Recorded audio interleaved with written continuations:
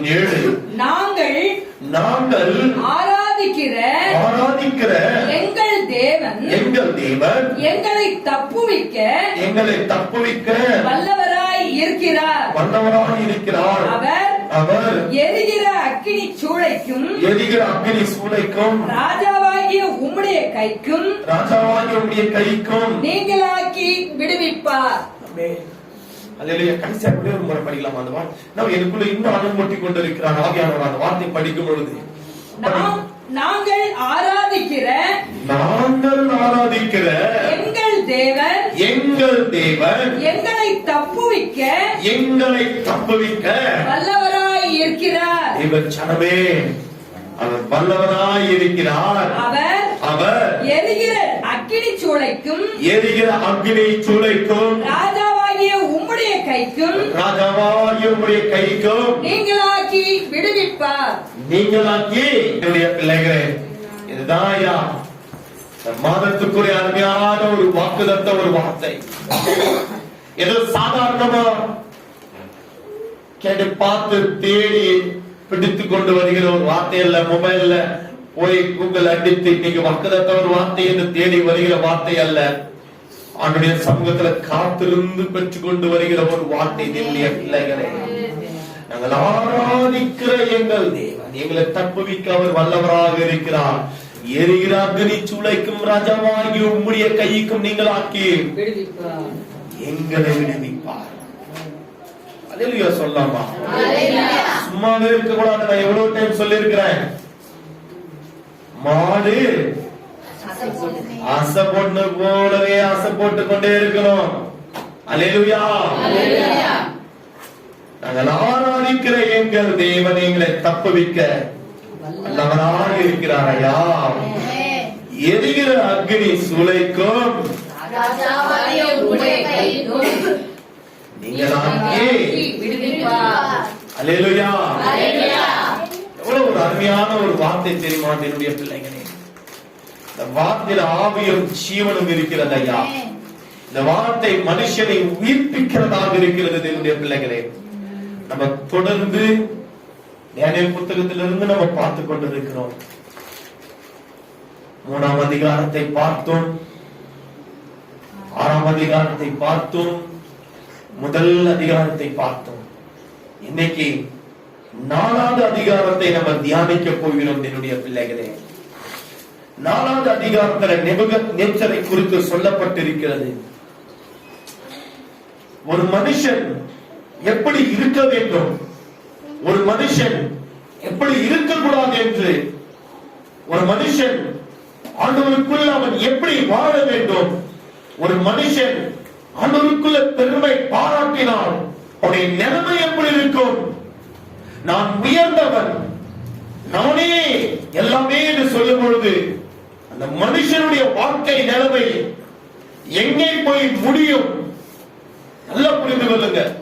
நான் நல்லா படித்திருக்கிறேன், நான் நல்லா சம்பாதித்துக் கொண்டிருக்கிறேன், நான் நல்ல அழகாக இருக்கிறேன், என் ஃபேமிலி இப்படிப்பட்டது, என் பேக்ரவுண்ட் அப்படிப்பட்டது, நான் அப்படி நான் இப்படி என்று நீயே பெருமைப்படுத்திக் கொள்ளக்கூடாது. தேவனுடைய பிள்ளையே, நீங்களே உங்களை பெருமைப்படுத்திக் கொள்ளாதீர்கள். பெருமை உள்ளவனுக்கு தேவன் எதிர்த்து நிற்கிறார். பெருமை உள்ளவனுக்கு தேவன் எதிர்த்து நிற்கிறார். தாழ்மை உள்ளவனுக்கு அவர் கிருபை பாராட்டுகிறார். தாழ்மை உள்ளவர்களாக இருக்க வேண்டும் என்று தேவன் இந்த வேளையில் நமக்கு கற்றுக் கொடுக்க அவர் வல்லவராக இருக்கிறார். என்னுடைய பிள்ளைகளே, ஐயா, உங்களுக்கு மாத்திரமில்லை இந்த வார்த்தை ஒவ்வொரு நியாய ஆராதனையில உங்களுக்கு மாத்திரமல்ல, அந்த வார்த்தை எனக்குரியது என்று நான் எடுத்துக்கொள்ளுவேன். இந்த வார்த்தை எனக்குரியது என்று நான் எடுத்துக்கொள்ளுவேன். இந்த வார்த்தை என்னை பரிசுத்தமாக்கட்டும், இந்த வார்த்தை என்னை உயிர்ப்பிக்கட்டும், இந்த வார்த்தை என்னை விடுதலையாக்கட்டும், இந்த வார்த்தை படியே நான் நடக்க வேண்டும், இந்த வார்த்தை படியே நான் கீழ்ப்படிய வேண்டும் என்று எடுத்துக் கொள்ளுவேன். முதலாவது என்னுடைய பிள்ளைகளே, ஒருவனை பார்த்து நீ முட்டாள் என்று சொன்னால் அவனுக்கு ஒன்றுதான் போவோம். எனக்கு 4 விரல் என்னை நோக்கி வருகிறது. நாள் விரல் என்னை நோக்கி வருகிறது. அவனுக்கு ஒரு சாபம் என்றால் எனக்கு 4 சாபம். முதலாவது வார்த்தை கொடுக்கும் பொழுது, ஆண்டவரே இந்த வார்த்தையின் பிரகாரமே நான் நடக்க வேண்டும். ஆண்டவரே இந்த வார்த்தை எனக்குரியதாக விளங்கத்தக்கதாக நீங்க மாற்றிக் கொடுங்க ஆண்டவரே என்று நான் அங்கீகரித்து ஆண்டவரிடத்தில் கேட்பேன். என்னுடைய பிள்ளைகளே, நீங்கள் ஆண்டுடைய சமூகத்திலிருந்து ஆலயத்துக்கு வரும்பொழுது, ஆண்டவரே இந்த நாள் ஆராதனை நான் நிரம்ப வேண்டிய கட்டுகள் அழிக்கப்பட வேண்டும் ஆண்டவரே என்று நீங்க ஆண்டுடைய வீட்டிலிருந்து ஆண்டுடைய சமூகத்துக்கு வரும்போது நீங்க ஜெபித்துக் கொண்டே வர வேண்டும். ஆண்டவரே இந்த நாள் வார்த்தை எனக்குரியதாய் விளங்க வேண்டும். அந்த வார்த்தையை விடுதலையாக்கி என் குடும்பத்தை உயர்த்த வேண்டும் என்று நீங்கள் ஜெபிக்க வேண்டும். வரும்பொழுது கட்டு கதைகள், வீணான கதைகள் சிந்தித்து யோசித்து பேசித்துக் கொண்டு வராதீங்க. செபித்துக் கொண்டே வாங்க என்னுடைய பிள்ளைகள், செபித்துக் கொண்டே வாங்க. பாருங்க அந்த நாள் எப்படி இருக்கும் என்று, அந்த மாதம் எப்படி இருக்கும் என்று பாருங்க. தன்னை தாழ்த்துகிறவன் தன்னை உயர்த்துகிறவன், தன்னை தாழ்த்துகிறவன் உயர்த்தப்படுவான், தன்னை உயர்த்துகிறவன் தாழ்த்தப்படுவான். இந்த வேளையில் நீங்கள் உங்களை தாழ்த்த வேண்டும் என்று ஆண்டவர் இந்த தானியேல் 4ஆம் அதிகாரத்தில் நம்மோடு இதை பற்றி பேச போகிறார். தேவ சனமே, புரிந்து கொள்ள வேண்டும். தேவனுடைய பிள்ளைகள் புரிந்து கொள்ள வேண்டும். ஐயா, பரலோகத்துல மனுஷர்கள் உருவாக்கத்துக்கு முன்பாகவே ஆதியாகமம் 1ஆம் அதிகாரம் 1ஆம் வசனம் உரைக்கிறது. ஆதியிலே தேவன் வானத்தையும் பூமியை சிருஷ்டித்தார். வானத்தையும் பூமியை ஆண்டவர் சிருஷ்டித்தார். சிருஷ்டித்த உடனே அவருடைய மகிமையினாலும் அவருடைய அக்கினியினாலும் அவருடைய மகத்துவத்தினாலும் தேவ தூதர்களை உண்டாக்கினார். புரிந்து கொள்ளுங்க, எப்படி உண்டாக்கினார் என்றால் அவருடைய மகிமையினாலும் அவருடைய மகத்தினாலும் அவருடைய அக்கினியினாலும் தேவ தூதரை உண்டாக்கினார். 3 தேவ தூதர்கள், பிரதான தேவ தூதர்கள், மிகாவேல், கேப்ரியேல், லூசிபர். ஒவ்வொருத்தருக்கும் ஒவ்வொரு பொறுப்பை ஆண்டவர் கொடுத்திருந்தார். லூசிபர் தேவனை ஆராதிக்கிற ஸ்தானத்தில் இருந்தார். வீட்டில் தியானித்து பாருங்க. எசையா 14ஆம் அதிகாரம், எசேக்கியேல் 28ஆம் அதிகாரத்தில் சொல்லப்பட்டிருக்கிறது அவன் எப்படி தள்ளப்பட்டான் என்று. தேவனுடைய பிள்ளைகளே, எசையா 14ஆம் அதிகாரம், எசேக்கியேல் 28ஆம் அதிகாரத்தில் சொல்லப்பட்டிருக்கிறது அவன் எப்படி தள்ளப்பட்டான். அவன் எப்படி தெரியுமா தள்ளப்பட்டான்? நல்லா புரிந்து கொள்ளுங்க. பெருமை அவனுக்குள்ள வந்தது. பெருமை அவனுக்குள்ள வந்தது. நான் என்ற கர்வம் அவனுக்குள்ள வந்தது. அவருடைய நட்சத்திரத்துக்கு மேலாக என்னுடைய நட்சத்திரத்தை உயர்த்துவேன். அவருடைய சிம்மாசனத்துக்கு மேலாக என்னுடைய சிம்மாசனம் உயர்த்துவேன். முட்டாள் சாத்தானே, என் தேவன் எப்படிப்பட்டவர்? என் ராஜா சர்வ வல்லமுள்ள தேவன். அவருடைய நட்சத்திரத்துக்கு மேல ஒண்ணு உயர்த்துவாயா? எங்க அவன் நினைத்தானோ அப்போது தலையில விழப்பட்டான். தலையில விழப்பட்டான். நான் என்ற பெருமை பாராட்டினான். தலையில விழப்பட்டான். என்னுடைய பிள்ளைகளே, எந்த அதிகாரம் தெரியுமா சொல்லுது? ஆதியாகமம் முதல் அதிகாரம் முதல் வசனத்துக்கும் ஆதியாகமம் முதல் அதிகாரம் 2வது வசனத்துக்கும் இடைவெளி தான் அவன் தரையில விழுந்தான். என்னுடைய பிள்ளைகளே, பெருமை பாராட்டின உடனே அவன் தரையில தள்ளப்பட்டான். தேவச்சனமே, ராஜா எப்படிப்பட்டவரையா? அவ எங்க, அவர் எங்க? புரிய வேண்டும் என்னுடைய பிள்ளைகளுக்கு. ஐயா, ஒரு காரணத்தை இது இன்ட்ரோடக்ஷன் தான், முன்னுரையை தான் நான் பேசிக் கொண்டிருக்கிறேன்.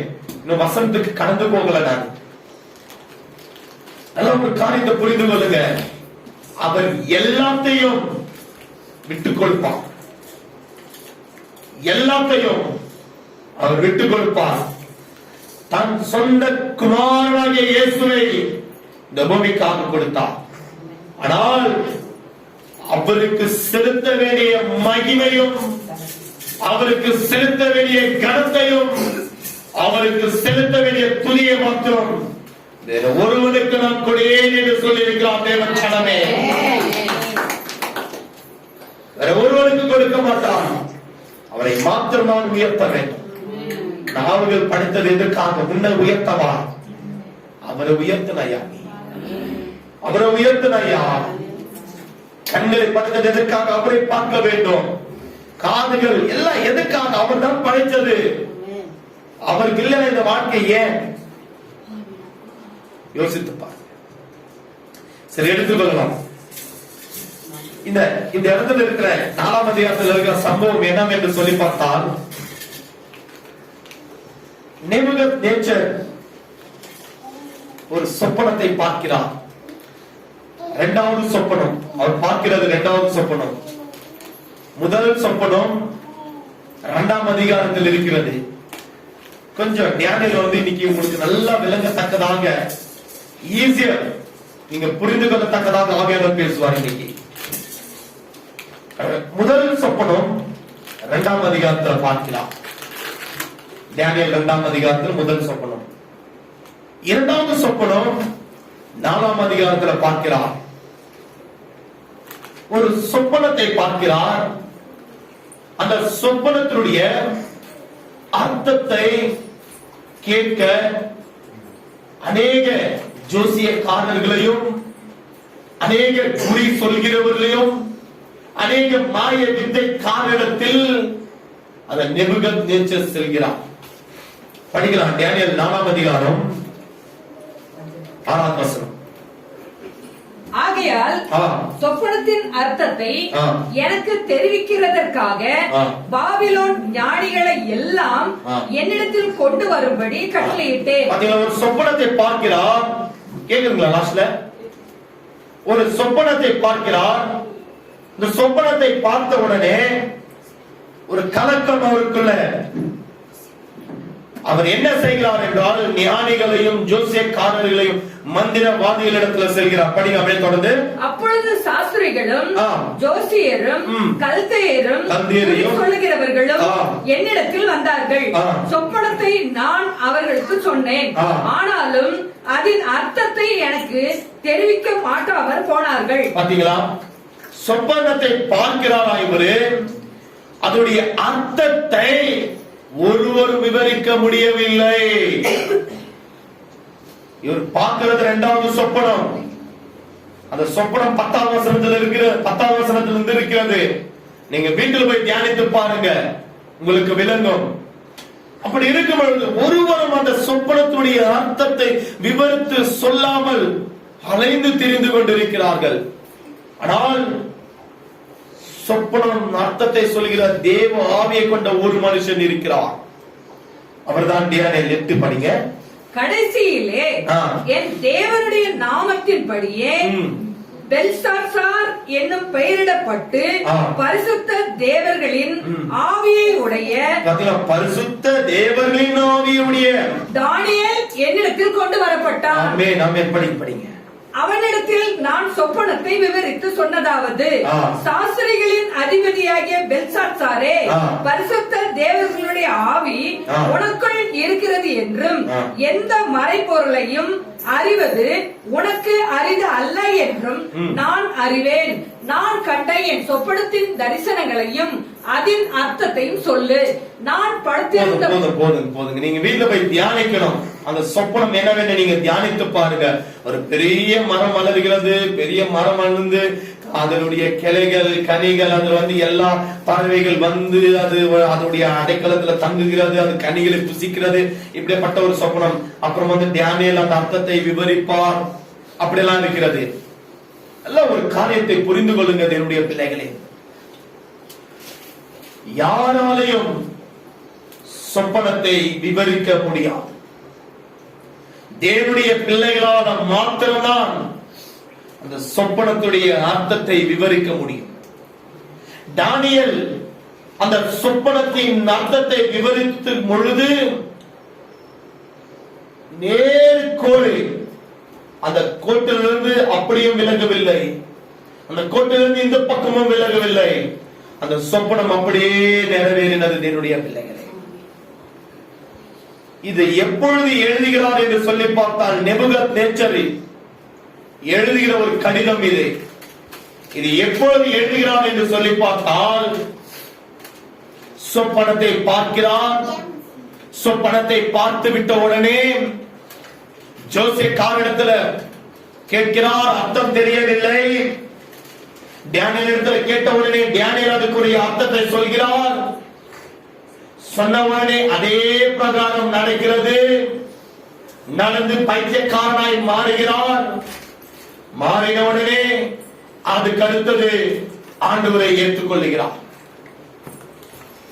ஆண்டவரை ஏற்றுக்கொண்ட உடனே அதுக்கு அடுத்ததுதான் லெட்டர் எழுதுகிறார். யாரு? நேபுகாத்நேச்சர் லெட்டர் எழுதுகிறார். அதுதான் இந்த வார்த்தை. முதல் 2 வசனத்தை படிங்க. ராஜாவாகிய நேபுகாத்நேச்சர் பூமி எங்கும் குடியிருக்கிற சகல ஜனத்தாருக்கும் ஜாதியாருக்கும் பாஷைக்காரருக்கும் எழுதுகிறது என்னவென்றால், உங்களுக்கு சமாதானம் பெருக கடவது. உங்களுக்கு எழுதுகிறது சமாதானம் பெருக கடவது. இது சாதாரண விசுவாசி கூட இப்படி எழுத மாட்டாங்க. யார் தெரியுமா எழுதுவாங்க இப்படிப்பட்டதெல்லாம்? பெரிய பெரிய ஊழியக்காரங்க தான் இப்படி சொல்லுவாங்க. லெட்டர் எழுதும் போது புதிய ஏற்பாட்டுல எல்லாம் லெட்டருங்க எழுதுறாங்க பாத்தீங்களா? அப்ப எழுதும்போது பவுல் எல்லாம் எழுதும் போது உங்களுக்கு சமாதானம் உண்டாவதாக, சமாதானம் உண்டாவதாக. பெரிய பெரிய ஊழியக்காரர் போல எழுதுகிறார் இந்த மனுஷர். அனுபவப்பட்டிருக்கிறார். அதெல்லாம் கொஞ்சம் நான் விவரிக்க போகிறேன். குழப்பமா இருக்கா? இல்ல கொஞ்சம் நான் விவரிச்சா உங்களுக்கு தெளிவாகிவிடும். படிங்க. உன்னதமான தேவன், பாருங்க, உன்னதமான தேவன் என்னிடத்தில் செய்த அடையாளங்களையும் அற்புதங்களையும் பிரசித்தப்படுத்துவது எனக்கு நன்மையாய் கண்டது. பாத்தீங்களா? அப்போ ஏதோ ஒரு காரியம் நடந்திருக்கிறது. உன்னதமான தேவன் என்னிடத்தில் செய்த அற்புதங்களையும் அடையாளங்களையும் பிரசித்தப்படுத்த எனக்கு நலமாய் கண்டது. ஆண்டவர் நேபுகாத்நேச்சருடைய வாழ்க்கையில ஒரு அற்புதத்தை செய்திருக்கிறார். நேபுகாத்நேச்சர் ஒரு ராஜா. அவருடைய வாழ்க்கையில ஒரு அதிசயத்தை செய்கிறார். அது எனக்கு நல்லதாக கண்டது. அதை நான் சொல்லாம இருக்க முடியாது. அதை நான் உங்களுக்கு சொல்லுகிறேன். அப்படி என்ன அற்புதம் செய்தார் தேவனுடைய வாழ்க்கையில? அப்படி என்ன அற்புதம் செய்தார்? தொடர்ந்து நீங்க படித்து பார்த்தீங்கன்னாக்கா உங்களுக்கு தெரியும். 10வது வசனத்திலிருந்து அவர் ஒரு சொப்பனத்தை சொல்கிறார் தானியேல் இடத்துல. ஒரு சொப்பனத்தை சொன்ன உடனே யாரும் அந்த அர்த்தத்தை சொல்லவில்லையா? யாருமே அந்த அர்த்தத்தை சொல்லவில்லை. எல்லாரிடத்தில் போய் கேட்கிறார். ஆனால் தேவ ஆவி கொண்ட மனுஷனாகிய தானியேல் மாத்திரம்தான் அந்த சொப்பனத்துடைய அர்த்தத்தை விவரிக்க முடியும். நீங்களும் ஏதோ ஒரு சொப்பனம் வந்து விட்டால் யாரிடத்துல போய் கேட்காதீங்க, குழப்பிடுவாங்க. தேவ ஆவி யார் கொண்டிருக்கிறார்கள் அவர்கள் மாத்திரம்தான் நீங்கள் கேட்க வேண்டும். இல்லைன்னா குழப்பி உங்களை தத்தளிப்பின் பாத்திரத்தை போல மாற்றி விடுவார்கள். புரிய வேண்டும் தேவனுடைய பிள்ளைகளுக்கு. அப்போது தானியேல் இந்த சொப்பனத்தின் அர்த்தம் தானியேலுக்கு ஆண்டவர் விவரிக்கிறார். விவரித்த உடனே அழுது புலம்புகிறார் தானியேல். படிங்க 18வது வசனம். நேபுகாத்நேச்சர் என்னும் ராஜாவாகிய நான் கண்ட சொப்பனம் இதுவே. இப்போது பெல்ஷத்சாரே, நீ இதன் அர்த்தத்தை சொல்லு. என் ராஜ்யத்தில் உள்ள ஞானிகள் எல்லாராலும் இதன் அர்த்தத்தை எனக்கு தெரிவிக்க கூடாமற் போயிற்று. நீயோ இதை தெரிவிக்கத்தக்கவன் பரிசுத்த தேவர்களுடைய ஆவி உனக்குள் இருக்கிறதே என்றான். அதுக்கு அடுத்தது பாருங்க. அப்பொழுது பெல்ஷத்சார் என்னும் பெயருள்ள தானியேல் ஒரு நாழிகை மட்டும் திகைத்து, எப்படியா திகைத்து, சிந்தித்து கலங்கினானா? எப்படியா திகைத்து சிந்தித்து கலங்கினானா? ராஜா அவனை நோக்கி, பெல்ஷத்சாரே, சொப்பனமும் அதன் அர்த்தமும் உன்னை கலங்க பண்ண வேண்டியது இல்லை என்றான். அப்பொழுது பெல்ஷத்சார் பிரதியுத்தரமாக, என் ஆண்டவனே, அந்த சொப்பனம் உம்முடைய பகைவரிடத்திலும் அதன் அர்த்தம் உம்முடைய சத்துருக்களிடத்திலும் பலிக்க கடவது. பாத்தீங்களா? இவர் கண்ணீர் சிந்தி அழுகிறார். ராஜாவுக்கு இப்படிப்பட்ட ஒரு காரியம், ஒரு சம்பவம் நடக்க போகிறது என்று பயப்படுகிறார்.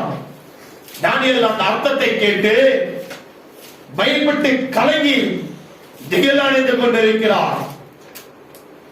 தானியேல் 4ஆம் அதிகாரம் 2ஆம் வசனத்துல சொல்கிறது, உன்னதமான தேவன் என்னிடத்தில் செய்த அடையாளங்களையும் அற்புதங்களையும் பிரஸ்தாபப்படுத்துவது எனக்கு நன்மையாக கண்டேன். அப்போ நேபுகாத்நேச்சருடைய வாழ்க்கையில ஆண்டவர் ஏதோ ஒரு அற்புதத்தை, ஏதோ ஒரு அதிசயத்தை செய்திருக்கிறார். ஐயா, நல்ல ஒரு காரியத்தை புரிந்து கொள்ள வேண்டும். வேதம் எல்லாமே அவருடைய பிள்ளைகளுக்கு முன்பு அடையாளமாக தான் சொல்லப்பட்டிருக்கிறது. இது ஏன் அப்படி சொல்லப்பட்டிருக்கிறது, இது ஏன் இப்படி எழுதப்பட்டிருக்கிறது அல்ல. நீ அதன் பிரகாரம் நடக்க வேண்டும், நீ அதன் பிரகாரம் கீழ்ப்படைய வேண்டும். அதனாலதான் இந்த வசனம் கூட நேபுகாத்நேச்சருடைய வாழ்க்கையில் நடந்த அந்த சம்பவம் கூட நமக்கு ஒரு முன்னாடியாளமாக தான் ஆண்டவர் இந்த வேளை நமக்கு கற்றுக் கொடுக்கிறார். பெருமை உள்ளவனுக்கு தேவன் எதிர்த்து நிற்கிறார். எப்படியா? பெருமை உள்ளவனுக்கு தேவன் எதிர்த்து நிற்கிறார், தாழ்மை உள்ளவருக்கு கிருபை அளிக்கிறார். ஐயா, அது கற்றுக்கொள்ள போகிறோம் தேவனுடைய பிள்ளைகளே. நேபுகாத்நேச்சருடைய வாழ்க்கையில் ஒரு பெருமை இருந்தது, நான் என்கிற ஒரு திமிர் இருந்தது. எல்லாமே நான் தான், என்னை யார் கேட்க போகிறார்கள், என்னை யார் ஆளுகை செய்ய போகிறார்கள்,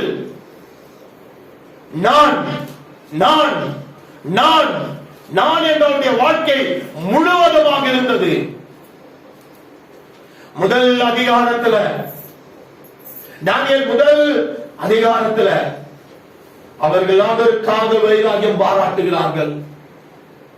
நல்லா புரிந்து கொள்ளுங்க, அவர்கள் ஆண்டவருக்காக வைராகியம் பாராட்டுகிறார்கள். ராஜா உண்ணும் உணவை உட்கொள்ளவில்லை, அவருடைய உணவை உட்கொண்டார்கள். ராஜாவுடைய உணவை உட்கொண்டவர்களை விட தானியேல், ஷாத்ராக், மேஷாக், ஆபேத்நேகோ இந்த 4 புருஷங்கள் பலவான்களாய், நல்ல புஷ்டி உள்ளவர்களாய் விளங்கினார்கள். இதை பார்க்கிறார் நேபுகாத்நேச்சர். முதல் அதிகாரத்தில் இதை பார்க்கிறார். 2ஆம் அதிகாரத்தில் அவர் ஒரு சொப்பனத்தை காண்கிறார். அந்த சொப்பனத்தை மறந்து விட்டார். இதே விதமாக கல்தேரியா எழுத்து முடியவர், ஜோசியக்காரர்கள், குறி சொல்கிறவர்கள், யார் பிசாசை வணங்கிக் கொண்டிருக்கிறார் அவர்களிடத்தில் போய் கேட்கிறார். ஒருவரும் அது அர்த்தத்தை சொல்லவில்லை. 2ஆம் அதிகாரத்தில் தானியேல் புருஷன் என்று ஆவி கொண்ட, தேவாவி கொண்ட மனுஷன் அந்த அர்த்தத்தை சொல்கிறார்.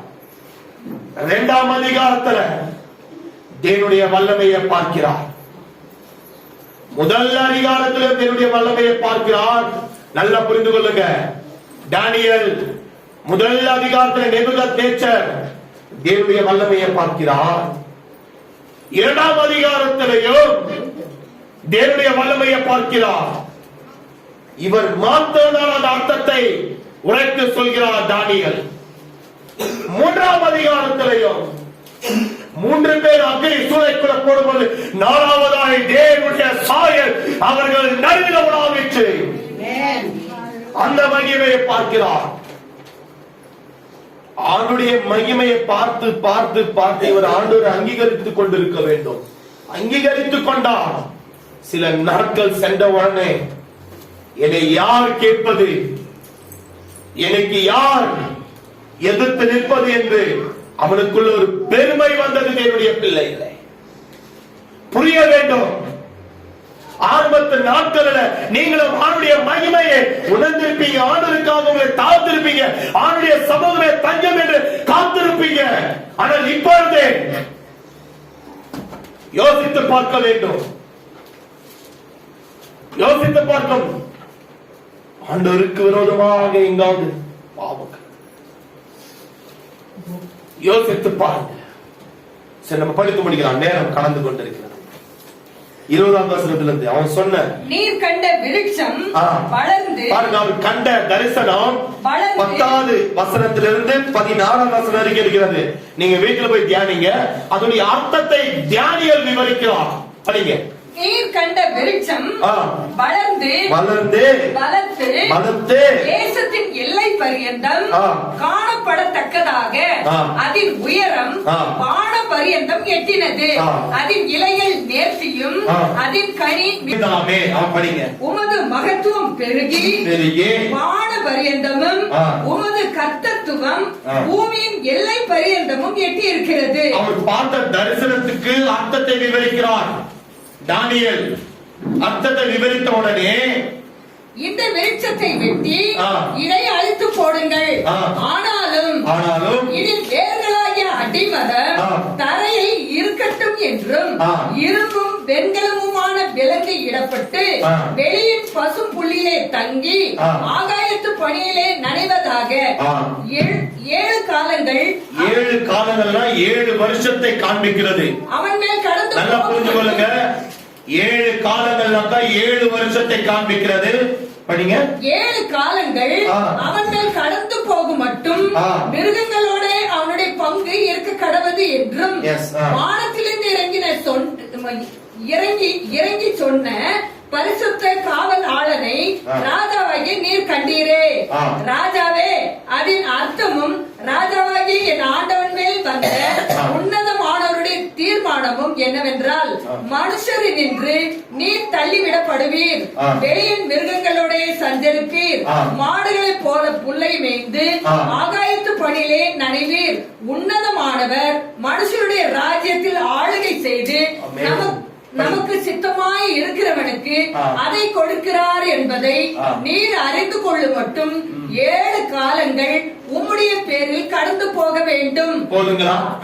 அந்த சொப்பனத்துடைய அர்த்தம், இவன் பைத்தியக்காரனாக 7 வருஷம் சுத்தி திரிய வேண்டும். ஏன் தெரியுங்களா? ஐயா, நம்முடைய வாழ்க்கை கூட சுற்றி திரிகிற அலைகிறதை போல பைத்தியம் என்று சொல்லவில்லை, சுற்றியதோ நம்ம தெரிந்து கொண்டிருக்கிறோம். ஏன்? முதல் அதிகாரத்தில் நல்லா புரிய வேண்டும். என்னுடைய பிள்ளைகளுக்கு நல்லா புரிந்து கொள்ளுங்க. முதல் அதிகாரத்தில் நேபுகத்நேச்சர் பார்க்கிறார், தேவன் அந்த மனுஷர்கள் மூலமாக எப்படிப்பட்ட வல்லமையாக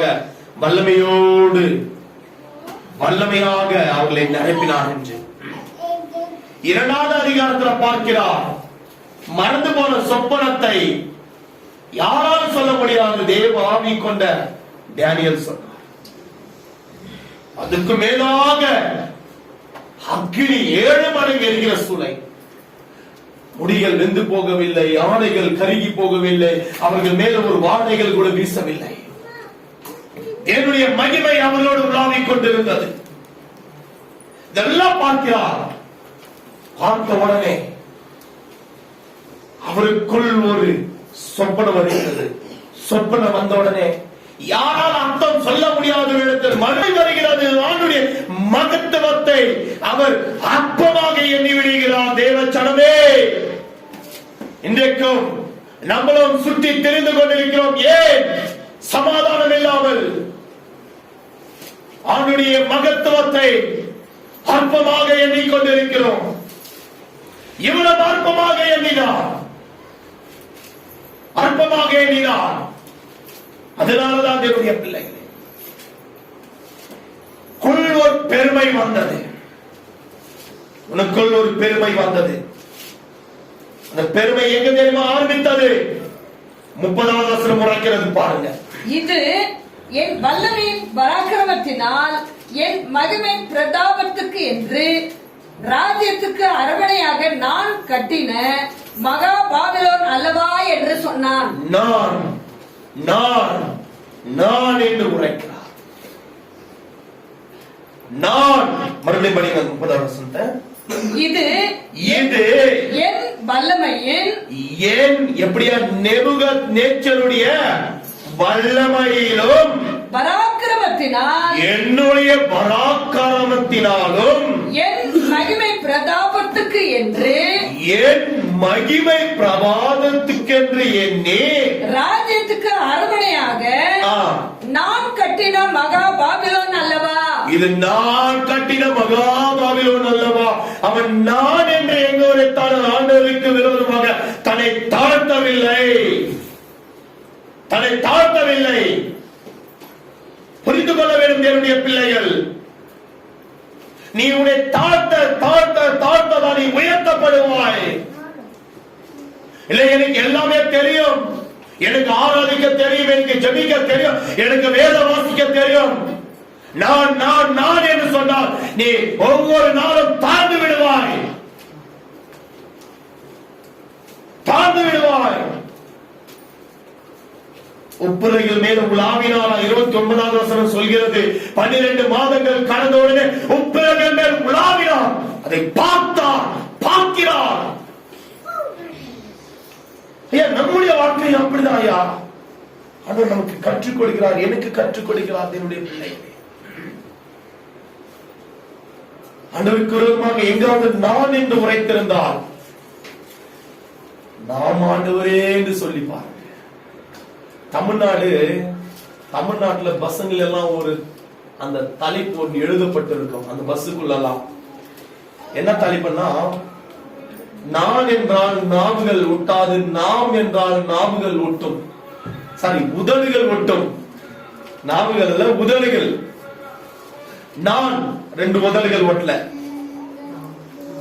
நாம் புரிஞ்சு கொள்ளுங்க.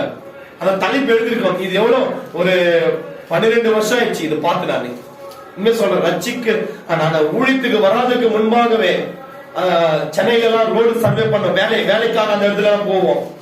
அப்போ பஸ்ல தான் ரொம்ப டிராவல் பண்ணுவோம். பார்த்து நாங்க இந்த தலைப்பு, நான் என்றால் உதடுகள் ஒட்டாது, நாம் என்றால் உதடுகள் ஒட்டும் அப்படின்னு அந்த தலைப்பு ஞாபகத்தில் வருதுங்க. நான் என்று சொல்லியிருந்தால், ஐயா உண்மையாக சொல்கிறேன், நீங்க மாத்திரம் இல்ல, நான் அநேக இடத்திலையும் நான் நான் நான் நான் என்று உண்மையாக சொல்லிக் கொண்டிருக்கிறேன். இடத்துக்கு ஊழியத்துக்கு கடந்து போயிருந்தேன். கடந்து போன உடனே ஒரு ஸ்பிரிட்டை நான் ஓட்டிட்டேன். ஓட்டின உடனே போன் பண்ணி, அப்பாவுக்கு போன் பண்ணி, நான் அந்த ஸ்பிரிட்டை நான் ஓட்டிட்டேன், டைம் ஆகுதுங்களா, இன்னொரு 5 நிமிஷத்துல நான் முடிச்சேன். அந்த ஸ்பிரிட்டை நான் ஓட்டிட்டேன்னு சொன்னேன். இன்னொரு இடத்துக்கு போய் ஜெபிக்க, அப்ப முடிச்சிடணும், இன்னொரு இடத்துக்கு பெயரு போனோன்னு அவங்களுக்கு பிசாசு அப்படியே நிக்கிறாங்க. அந்த ஸ்பிரிட்டை என்னால கடிஞ்சு கொள்ளவும் முடியல. நான் என்று சொன்ன பாத்தீங்களா, ஓட்டிட்டேன். அவர் ஐயா, அவருடைய கிருபை ஐயா. இந்த வேலையிலும் இரவு முழுவதும் நல்ல உறக்கத்தை கொடுத்து அதிகாலையில் எழுந்து ஆரோக்கியத்தோடு சுகத்தோடு தனத்தோடு அவனுடைய திருச்சமயத்தோடு வந்து அவருடைய வார்த்தைகளை கேட்டுக் கொண்டிருக்கிறோம். அவருடைய கிருபையா. நம்முடைய பலனெல்லாம் ஒண்ணுல, நம்முடைய பலனெல்லாம் ஒண்ணுல. நேச்சர் சொல்கிறான், என்னுடைய பலன், என்னுடைய பராக்கிரம் தான் இது என்று. அங்கதான் ஆண்டவர் அடித்து போட்டார். அடித்து போட்ட உடனே 7 வருஷங்கள் அந்த சொப்பனம், அதனுடைய அர்த்தம் யானையில் விவரிச்சார் இல்லையா, அதனுடைய அர்த்தம் அது 30வது வசனத்திலிருந்து 33வது வசனத்து வரைக்கும் நிறைவேறி முடிந்தது. ஆனா ஆண்டவர் இரக்கம் உள்ளவர், ஆண்டவர் கிருபை உள்ளவர். சொப்பனத்தையும் காட்டி, நல்லா புரிந்து கொள்ளுங்க, ஆண்டவர் எப்படிப்பட்டவர் கொஞ்சம் நான் விவரிக்கிறேன். சொப்பனத்தையும் காட்டி அதனுடைய அர்த்தத்தையும் விவரித்து அர்த்தத்தையும் சொல்லி அதுக்காக உனக்கு கிருபை பாராட்டி நேரத்தையும் நாட்களையும் ஒதுக்கி கொடுக்கிறார் அல்லவா? அவர் எப்படிப்பட்ட தேவன் என்று கொஞ்சம் பாருங்க. இங்க நேச்சருக்கு நேரத்தை ஒதுக்கி கொடுத்திருக்கிறார். 1 வருஷம் 12 மாதங்கள். வசனம் படிங்களா? சாரி, இது ஒரே ஒரு வசனத்தை படிச்சு நம்ம முடிக்கலாங்க. படிங்க 26 வசனம். ஆனாலும் விருட்சத்தின் வேர்களாகிய அடிமரம் 27 படி. 27 படி. ஆகையால் ராஜாவே, நான் சொல்லும் ஆலோசனையை, ராஜாவே சொல்றாரு, ராஜாவே நான் சொல்லும் ஆலோசனையை நீர் அங்கீகரித்துக் கொண்டு நீதியை செய்து, பாத்தீங்களா என்ன சொல்றா? நீதியை செய்து, ராஜாவே நீ நீதியை செய்து உமது பாவங்களையும், பாத்தீங்களா, நான் என்கிற பாவங்களையும் சிறுமையானவர்களுக்கு இறங்கி, பாருங்களா, சிறுமையானவர்களுக்கு நீ இறங்கணுமா? உமது அக்கிரமங்களையும் அகற்றிவிடும், உம்முடைய அக்கிரமங்களை அகற்றிவிடும். அப்பொழுது உம்முடைய வாழ்வு நீடித்திருக்கலாம். ஒரு கரங்களை தட்டலாம்ப்பா. இரக்கமுள்ள தேவனையா, ஒரு புறஜாதி ஒரு விக்கிரத்தை ஆராதிக் கொண்டிருக்கிற ஒரு மனுஷன் அவனுக்கு சொப்பனத்தையும் காட்டுறாரு, அதனுடைய அர்த்தத்தையும் சொல்ல வைக்கிறாரு. கிருபை பாராட்டுகிறார். கிருபை பாராட்டுகிறார் ஐயா.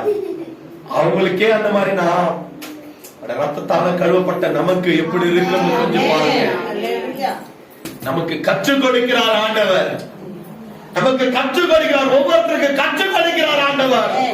ஐயா, அவரை ஒருவர் என்னால் விவரிக்க முடியல. அவருடைய மகத்துவத்தை விவரிக்க முடியல. நான் சொல்றேன், மகத்துவத்தை விவரிக்க முடியல. அப்படிப்பட்டவர் நம் நேசர். அப்படியே எனக்கு பூரிப்படைந்து கொண்டிருக்கிறது. சந்தோஷத்துல நிரம்பிக் கொண்டிருக்கிறாயா. நானே கத்தி அழுதல் அவனுடைய மகத்துவத்தை குறித்து சொல்லி, இது சாதாரணமா படிச்ச விளங்காது. உங்களுக்கு 4 முறை படிச்சு பாருங்க. இந்த 4ஆம் அதிகாரத்தை 4 முறை படிச்சு பாருங்க. மிஸ் பண்ண கூடாது. 4 முறை படிக்கணும். அடுத்த வாரத்தை நான் கொஸ்டின் கேட்பேன். சரிங்களா? இதுல இருக்கிறத நான் கொஸ்டின் கேட்பேன் நெக்ஸ்ட் வாரம். நீங்க பைபிள் ஸ்டடி எல்லாம் வரும்போது யாரும் உட்கார முடியாது. பைபிள் ஸ்டடி எல்லாம் தனிமையா இருக்கும் போது இங்கனாலும் கொஞ்சம் நல்லா பேசுறேன். பைபிள் ஸ்டடி எல்லாம் திட்டு வாங்குவாங்க என்கிட்ட. உண்மையா சொல்றேன், பைபிள் ஸ்டடில எல்லாம் கொஞ்சம் டஃபா தான் பேசுவேன். ஊழியன் போது சரி, இங்க பிரீச்சிங், இது டீச்சிங் இல்ல பிரீச்சிங் அப்படி இருக்கிறது. சரி, இருக்கும் பொழுது 4 முறை படிக்கணும் தேவனுடைய பிள்ளைகள். மகத்துவம் எப்படிப்பட்டது நீங்க உணர வேண்டும் ஐயா.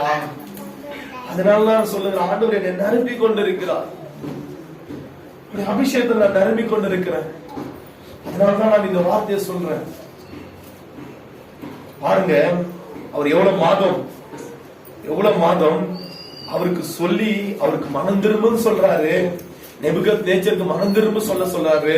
நெபுகத் நேச்சர் கேட்கறதுல எவ்வளவு கேப், எவ்வளவு இடைவேளை கொடுக்கிறார் தெரியுமா? எவ்வளவு மாதங்கள் கேப் கொடுக்கிறார் தெரியுமா? 28, 29 படிச்சிடுங்க. சாரி, இதெல்லாம் ராஜாவாகிய நேபுகாத் நேச்சாரின் மேல் வந்தது. 12 மாதம் சென்ற பின்பு. எப்படியா? 12 மாதம் சென்ற பின்பு. எவ்வளவு இருக்குமுள்ள தேவனையா? 12 மாதங்களா? 1 வருஷம் இருக்குமுள்ள தேவனையா? 12 மாதங்கள் சென்ற பின்பு ராஜா உப்புரைகள் மேல் உலாவிக் கொண்டு கேட்கல ஐயா. தானியேல் உப்புரைகள் மேல் உலாவிக் கொண்டிருக்கும் பொழுது பாவை என்கிற அடி மேல விழுந்து விட்டார். நாத்தான் தீர்க்கதரிசியின் மூலமாக ஆண்டவர் எச்சரிப்பை கொடுத்தார். கதரை கண்ணீர் விட்டு மனம் திரும்பினார். இந்த நெபுகத் நேச்சர் மனம் திரும்பவில்லை. நெபுகத் நேச்சரை போல விரும்புகிறீர்களா? தானியேலை போல விரும்புகிறீர்களா? யோசித்து பாருங்க. ஆனால் தானியேலுக்கு 1 வருஷம் தோல்வி. மூத்த பிள்ளை ஆண்டவர் அடித்து போட்டார். பச்சைமால் இடத்துல பிறந்த சாலமோனுடைய மகனை ஆண்டவர் அடித்து போட்டார். நீங்கள் சங்கரிக்கப்படக்கூடாது, உங்களுடைய குடும்பம் சங்கரிக்கப்படக்கூடாது என்றால் ஆண்டவர் இந்த வார்த்தையை உங்களுக்கு உங்களை முடிசூட்ட வேண்டும் என்றால் இந்த வார்த்தை ஆண்டவர் உங்களுக்கு கொடுத்து கொண்டிருக்கிறார். புரிய வேண்டும். அல்லேலூயா. புரிய வேண்டும் என்னுடைய பிள்ளைகளுக்கு. ஐயா, நீங்கள் ஆசீர்வாதத்தோடு இருக்க வேண்டும் என்றுதான் ஆண்டவர் இந்த வார்த்தையை உங்களுக்கு சொல்கிறார். காலம் நிறைவேறிவிட்டது. நீங்க வீட்டுல போய் படிங்க. 34 இருந்து 7 வருஷம் காலம் முடிஞ்சிச்சு. அவர் ஆண்டவருடைய நாமத்தை மகிமைப்படுத்துறார். ஐயா, அவரை போல ஒருவரும் இல்லை, அவரை போல யாரும் இல்லை என்று ஆண்டவருடைய நாமத்தை மகிமைப்படுத்தி துதித்து ஆண்டவருடைய நாமத்தை பிரஸ்தாபப்படுத்துகிறார். ஒரே வசனம் மாத்திரம் 37 கடைசி வசனம் மாத்திரம் படிங்க. ஆகையால் நேபுகாத்நேச்சாராகிய நான் பரலோகத்தின் ராஜாவை புகழ்ந்து. யாரவா? பரலோகத்தின் ராஜாவை. ராஜா புகழ்ந்தா. இதுக்கு முன்னாடி யார புகழ்ந்தாரா? அவரே புகழ்ந்து கொண்டாரா? புரியுது இல்லைங்களா? பரலோகத்தின் ராஜாவை புகழ்ந்து உயர்த்தி மகிமைப்படுத்துகிறேன். அதுக்கு முன்னாடியே அவர் மகிமைப்படுத்திருந்தாக்கா 7 வருஷம் பைத்தியக்கார மாதிரி சுத்தினாரு. சங்கிலியில கட்டி போட்டாங்க. அவருவ சாப்பாடு எது தெரியுமா? புல்லம். தேவையா இது? இது ஏன் தெரியுமா ஆண்டவர் உனக்கு சொல்கிறார்? அன்பான தேவ ஜனமே, நீ புரிய வேண்டும். நாமத்தை மகிமைப்படுத்துங்க. நாமத்தை மகிமைப்படுத்துங்க. நேபுகாத்நேச்சாரை போல சுற்றி திரியக்கூடாது. ஐயா, தானியேல் எச்சரித்தார், முதல் தள்ளினார். ஆண்டவர் இந்த வேளை எச்சரித்துக் கொண்டிருக்கிறார். தாழ்மைப்படு, தாழ்மைப்படு, தாழ்மை. உன்னை தாழ்த்து, தாழ்த்து, தாழ்த்து. நான் ஒன்னே சொல்லுவேன், சாட்சி. எங்க அப்பா கிட்ட நாங்க நிறைய கத்துக்கணும். உண்மையா சொல்லி இருக்கேன். என்ன சொன்னாலும் சரி, அவர்கிட்ட அந்த தாழ்மை. ஆனா நான் உண்மையை இந்த இடத்துல இருந்து சொல்றேன், அவரோடு நான் அதிகமா ஜெபிப்பது உண்டு. அவரும் ஜெபிக்கிறார், நான் இல்லைன்னு சொல்லல. ஆனா அவரோடு நான் அதிகமா ஜெபிப்பேன். அது எனக்கு தெரியும். எவ்வளவு நேரம் இருக்குன்னு எனக்கு தெரியும். 3:45 முடிச்சேன். காலையில் நான் பிரயர் 3:45 முடிச்சேன். 7 மணிக்கு எழுந்துக்கினேன். ஆனால் என்னோட அவரிடத்தில் வல்லமை அதிகமா இருக்கு. நான் இத நிறைய இடத்துல நான் பார்த்திருக்கிறேன். நான் போய் ஒரு பிசாசு ஓட்டிட்டு வந்தாலும் அவர் வந்து நின்னா போதும், வரமாட்டேன், நான் ஓடிடுறேன். நான் போய் ஒருவருக்கு ஜெபம் பண்ணிட்டு விடுதலைக்காக அவர் வந்து ஜெபித்த உடனே நான் கண்ணால பாக்குறேன். நான் கண்ணால பார்த்து கொண்டிருக்கிறேன். ஏன் தெரியுமா? அவருடைய தாழ்மைதான். தாய் தகப்பனுக்கு தாழ்மை, என் அம்மாவுக்கு தாழ்மை. என்ன வேணா திட்டம், அமைதியா இருப்பார். நான் உண்மையா சொல்லுகிறேன், என் தந்தைக்காக அந்த தந்தையை நான் ஸ்தோத்திரிக்கிறேன். தெரியுமா, நாங்களும் என்ன வேணா சொல்லிட்டோம். நாங்களும் ஒரு டைம்ல திட்டிடுவேன், நீ ஏன் இப்படி பண்ற அப்படி பண்றன்னு சொல்லிட்டு. ஏன் இந்த இடத்துல இருந்து நான் அவரை நிறைய முறை சொல்லியிருக்கிறேன். மெசேஜ் மூலியமா நான் சொல்லியிருக்கிறேன். வீட்டுக்கு வந்து ஒரு வார்த்தை கேட்க மாட்டேன். பிரியாவும் கேட்டுக்குது என்ன. ஏன் பிரியாவும் சொல்லியிருந்தா பிரியாவும் என்ன கேட்டுருக்கு, ஏன் நீ இப்படி கேட்டிருக்க. எங்க அம்மாவும் கேட்டிருக்காங்க, ஏன் நீ இப்படி கேட்கிற. என் அண்ணன் தம்பிங்களே என்ன கேட்டிருக்காங்க, ஏன் நீ இப்படி கேட்கிறன்னு சொல்லிட்டு. அப்பா ஒரு காலத்துல நான் கேட்டேன், என்ன அதுதான் அவருடைய தான். உண்மையில நான் சொல்றேன், கடைக்கு போயிட்டு வாங்க போயிட்டு வருவாரு, கூட்டிட்டு வருவாரு. எதனா செஞ்சிருந்தாங்களா, இங்க இருப்ப நானு, என்னால வர முடியாது, நீ எடுத்துடுவா. ஒரு அதிகாரம் போடுவேன், எடுத்துனா தாழ்மையா. அதனாலதான் அநேக பேருக்கு அவரை கொண்டு ஒரு விடுதலை ஆக்குற ஊழியத்தில் அவருடைய ஊழியம் எது தெரியுமா? கட்டவிழுக்கிற ஊழியம். நான் வந்து உட்கார்ந்து அமைதியா நான் தியானத்தில் இருப்பேன், ஜெபத்தில் இருப்பேன். என் வீட்டுக்கு நான் அமர்ந்து நான் ஜெபத்தில் இருக்கும்போது ஆண்டவர் எனக்கு உணர்த்துவாரு. உணர்த்தும் பொழுது ஏன் இந்த வல்லம் என்னிடத்துல செயல்படல, நான் இப்ப கத்துக்கணும் ஐயா, தாழ்மையா இருக்கு. நேபுகாத்நேச்சாரை முன்னாடி ஆளுமா எல்லாருக்கும் வச்சிருக்கிறாரு. என் தகப்பன ஆண்டவர் எனக்கு முன்னாடி ஆளுமா வச்சிருக்கிறாரு. அல்லேலூயா. எல்லாரும் கற்றுக்கொள்ள வேண்டியதுதான் தான் இந்த சாட்சியை நான் சொல்றேன் உங்களுக்கு. பாருங்க, ஆண்டுடைய வல்லமை இறங்கினுக்குதாப்பா என் கருத்துல. நான் என்ன ஒப்பு கொடுத்த பார்த்தேன். இப்போ நான் உண்மையா சொல்லுகிறேன், பரிசுத்த வேதத்தை நான் வைத்து நான் உரைத்துக் கொண்டிருக்கிறேன்.